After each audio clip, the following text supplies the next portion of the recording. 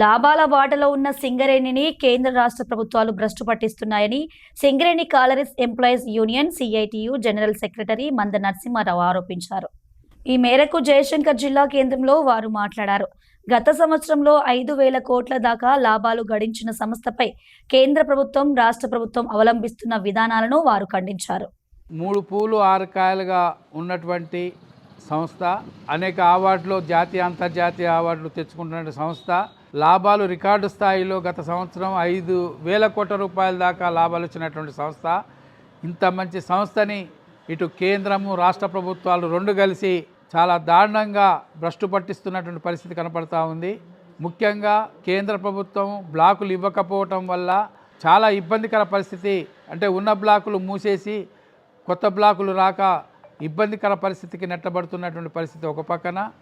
ఇంకో పక్కన ఉన్న బ్లాకులను కూడా ప్రైవేట్ వాళ్ళకి ఇచ్చుకుంటూ రాష్ట్ర ప్రభుత్వం ఇట్లా కార్మికుల అనే ఎక్సెస్ మ్యాన్ పవర్తోని వాళ్ళని ఇబ్బంది పట్టే పరిస్థితికి నెట్టబడతా ఉంది.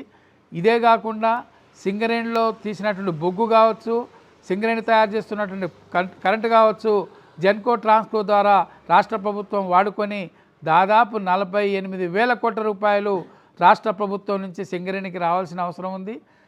డబ్బులు ఇవ్వకపోవటం వల్ల సింగరేణిలో కొత్త యంత్రాలు కొనడానికి కానీ, స్పేర్ పార్ట్స్ కొనడానికి కానీ, కార్మికుల జీతభత్యాలకు కానీ, మెయింటెనెన్స్కి కానీ లేక చాలా ఇబ్బందికర పరిస్థితులు, బ్యాంకుల చుట్టూ తిరిగి అప్పులు తీసుకొచ్చే పరిస్థితికి నెట్టబడ్డది.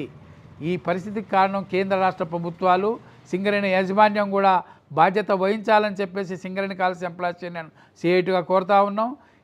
ఈ పరిస్థితి ఇలాగే కొనసాగితే ఈ సంస్థ అతి తొందరలో మూతపడే పరిస్థితికి వస్తుంది. కేవలం బోర్డు మాత్రమే మిగిలే పరిస్థితి ఉంది.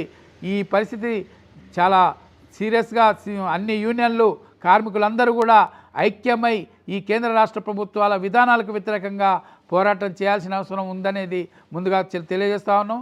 ఇప్పటికే మనుగూరు OC2 ఎక్స్టెన్షన్ బ్లాక్ని అందరం కలిసి అడ్డుకోవటం వల్ల ఈరోజు ప్రైవేటు వాళ్ళు టెండర్లు వేయకుండా అడ్డుకున్న పరిస్థితి.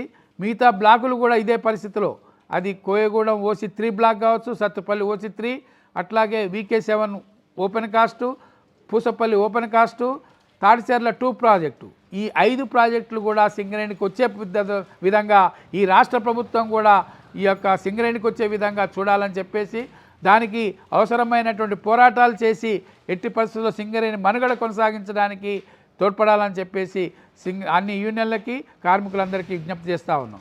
కార్మికుల సమస్యలు 2 సంవత్సరాలైంది ఎన్నికలైపోయి. 27 డిసెంబరు 2023న ఎన్నికలైతే 2025కి 2 సంవత్సరాలు అయిపోయింది. కానీ 2 సంవత్సరాల కాలంలో ఎన్నికల ముందు ఇచ్చిన వాగ్దానాలు, అది గెలిచిన సంఘం కావచ్చు, ప్రాతినిధ్య సంఘం కావచ్చు, ఏ ఒక్కటి నెరవేర్చకుండా కార్మికులను మభ్యపెట్టినటువంటి పరిస్థితి కనపడతా ఉంది. ఒకటి సొంత ఇంటి పథకాన్ని అమలు చేయట్లేదు, దానికి కమిటీల పేరుతో కాలయాపన చేస్తూ ఉంది. అట్లాగే పెర్చు మీద ఇన్కమ్ ట్యాక్స్ని ఇవ్వకుండా రాష్ట్ర ప్రభుత్వం ఇవ్వట్లేదు కాబట్టి ఇవ్వలేకపోతున్నామని చెప్పేసి చెప్తా ఉన్నారు. ఎంతవరకు ఏం చేశావు? 91 కోట్లు కార్మికులకి సంవత్సరానికి భరాయించడానికి ఈరోజు రాష్ట్ర ప్రభుత్వం డబ్బులు అవసరం వచ్చిందా? అయినా రాష్ట్ర ప్రభుత్వం కూడా దీంట్లో చాలా దుర్మార్గంగా వ్యవహరిస్తూ ఉంది.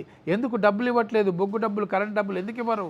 అందుకనే రాష్ట్ర ప్రభుత్వం వెంటనే సింగరేణికి రావాల్సిన బకాయిలు మొత్తం కూడా చెల్లించి సింగరేణి కార్మికుల సమస్యలన్నీ పరిష్కారం చేయడానికి పూనుకోవాలని చెప్పేసి ఇటు రాష్ట్ర ప్రభుత్వం, ఇటు గెలిచిన ప్రాతినిధ్య సంఘాలు కూడా అనేక సమస్యలు మిగతా పేరుకుపోయి ఉన్నటువంటి పరిస్థితి, మిగతా మారుపేర్ల సమస్యలు కావచ్చు, మిగతా అనేక సమస్యలు ఇచ్చినటువంటి వాగ్దానం ఏ ఒక్కటి నెరవేర్చనటువంటి ఈ గెలిచిన ప్రాతినిధ్య సంఘాలకి తగిన గుణపాఠం చెప్పి సింగరేణి వ్యాప్తంగా CITU లాంటి నిజాయితీ కలిగిన సంఘాన్ని బలోపేతం చేయాలని చెప్పేసి సింగరేణి కాలరీస్ ఎంప్లాయీస్ యూనియన్ CITUగా కోరుతా ఉన్నాం.